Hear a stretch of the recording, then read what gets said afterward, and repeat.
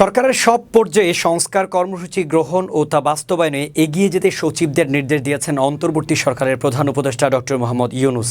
সেই সঙ্গে সরকারি অর্থের সর্বোত্তম ব্যবহার নিশ্চিত ও দুর্নীতির মূলোৎপাটন করতে বলেছেন।